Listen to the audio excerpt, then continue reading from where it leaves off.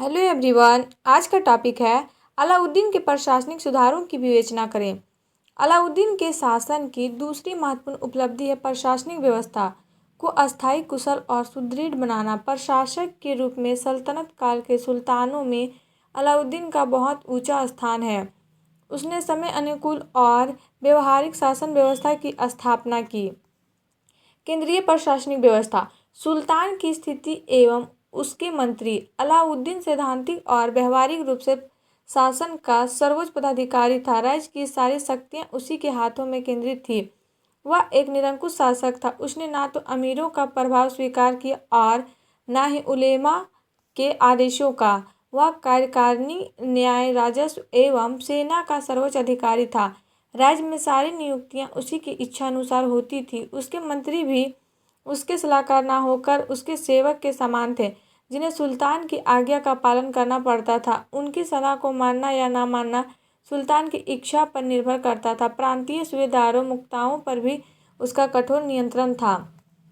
सुल्तान का सबसे निकटतम सहयोगी वजीर होता है। वह दीवान-ए-वजारत वित्त विभाग का प्रधान होता है। राजस्वों की वसूली की जिम्मेदारी के अतिरिक्त वह अन्य मंत्रियों के विभागों के कार्यों की देखभाल भी करता था। अलाउद्दीन ने वजीर का पद अपने विश्वास पात्र सैनिक अधिकारियों को सौंपा।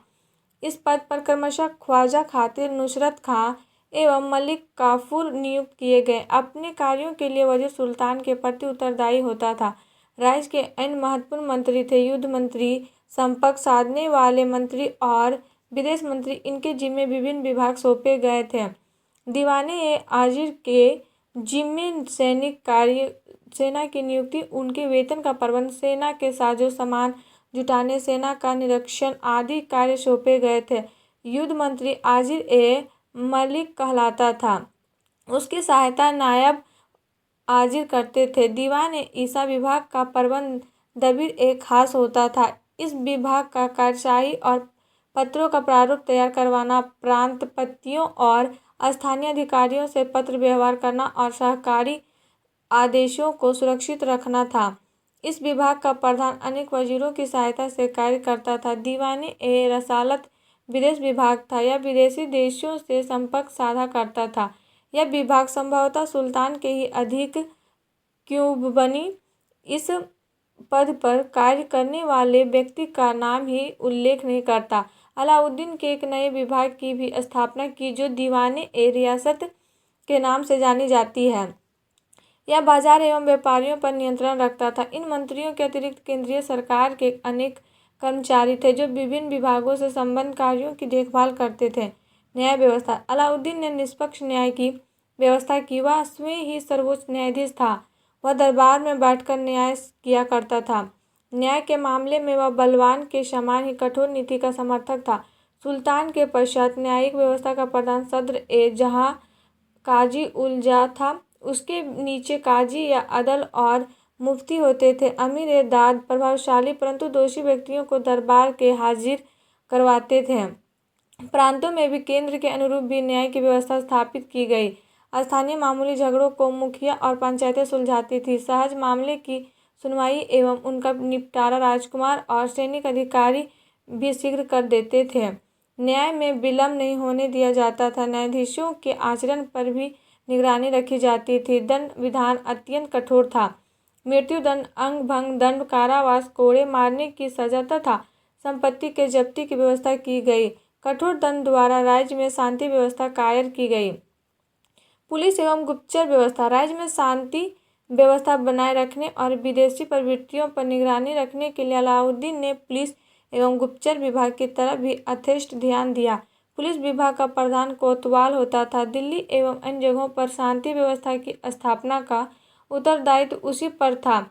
उसे व्यापक अधिकार दिए गए थे। दिल्ली का कोतवाल सुल्तान का विश्वास पात्र व्यक्ति होता था। कोतवाल के नियंत्रण में ही दीवाने-ए-रियासत, शाहना, दंडाधिकारी और मुहतसिब गैर इस्लामिक बातों को रोकने वाला अधिकारी कार्य करते थे। सुल्तान ने एक कुशल गुप्तचर विभाग का भी संगठन किया। संपूर्ण राज्य में निपुण एवं प्रशिक्षित गुप्तचरों का जाल बिछा दिया गया जो प्रत्येक घटना की सूचना सुल्तान को देते थे। इस संस्था ने आम जनता, राज्य अधिकारियों एवं अमीरों में भय का संचार कर उनकी अनैतिक एवं राज्य विरोधी गतिविधियों पर अंकुश लगा दिया। गुप्तचर विभाग का प्रधान बरिद-ए-मामलिक था, जो परिध संदेश वाहक और मुंडियन या मुन्हो सूचनाएं एकत्र करने वाले की सहायता से इस विभाग का कार्य देखता था। गुप्तचर विभाग की कार्य कुशलता का उल्लेख करते हुए बर्नी लिखता है, कोई भी उसकी सुल्तान की जानकारी के बिना हिल नहीं सकता था। मलिकों एवं अमीरों, अधिकारियों एवं महान व्यक्तियों के यहाँ जो भी घटना घटती थी, उसकी सूचना कालांतर में सुल्तान को दे दी जाती थी। गुप्तचरों की गतिविधियों के कारण वे अपने घरों में कांपते रहते थे। डाक की व्यवस्था। गुप्तचर व्यवस्था की कार्य कुशलता में अलाउद्दीन की डाक व्यवस्था ने भी सहायता पहुंचाई। डाक व्यवस्था सेना के लिए भी आवश्यक थी, अतः सुल्तान ने इस तरफ भी ध्यान दिया। अनेक डाक चौकियों की स्थापना कर वहां घुड़सवारों और लिपिकों को बहाल किया गया। इनके द्वारा सुल्तान को दूरस्थ क्षेत्रों में घटित सूचना भी शीघ्र ही मिल जाती थी। विद्रोहों तथा युद्ध के अवसर पर डाक व्यवस्था से पर्याप्त सहायता मिलती थी। सैनिक सुधार। एक सुसंगठित सेना अलाउद्दीन की विजय आकांक्षाओं की पूर्ति एवं उसकी निरंकुशता को बनाए रखने के लिए आवश्यक थी, अतः सुल्तान ने सेना के संगठन में विशेष दिलचस्पी ली। इसमें सेना का केंद्रीकरण किया और एक अस्थायी सेना की व्यवस्था की। परिष्ठा के अनुसार इस सेना में 4,75,000 सुसज्जित वर्दीधारी घुड़सवार थे। सैनिकों की नियुक्ति में स्वयं सुल्तान दिलचस्पी लेता था। सेना को संख्या के आधार पर 10,000, 1,110 इत्यादि विभिन्न टुकड़ियों में बांटकर उन्हें खानों, मलिकों, अमीरों, सिपा सलासे इत्यादि के अंतर्गत रखा गया। सैनिकों की कुशलता एवं उनके पास घोड़ों के आधार पर नगद वेतन दिया जाता था। एक घोड़ा रखने वाले सवार को यक्स्पा और 2 घोड़े वाले को 2 अस्पा कहा जाता था। एक सैनिक का वेतन 234 टका प्रति वर्ष था। एक अतिरिक्त घोड़े के लिए उसे 78 टका अतिरिक्त भत्ता मिलता था, लेकिन 2 से अधिक घोड़ों के लिए अधिक भत्ता नहीं था। अच्छी नस्ल के घोड़े सेना में रखे गए तथा उनके दागने की व्यवस्था की गई। पैदल और हस्तों सेना की भी टुकड़ी थी, परंतु जल सेना नहीं थी।